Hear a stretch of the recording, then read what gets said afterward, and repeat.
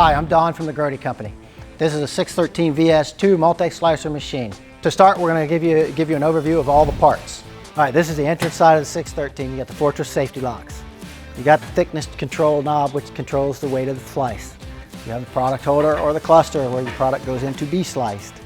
You have the thickness tray assembly, which controls the product going into the blade to be cut. You have the blade guide and exit tray, helps control where the blade is. The shuttle and the shuttle drive. You have idle side pulley, drive side pulley, which the blade goes around. You also have the pinch wiper right there, which cleans the blade before it goes into the pulley so it doesn't come off. This is the exit side of the 613. You have the thickness control knob, controls the thickness and the weight of your slices. You have the operator interface. You have the enable button, the emergency stop. You have the electrical disconnect. You have the carry-out conveyor. You have the conveyor motor, storage for the conveyor motor when you take the conveyor out.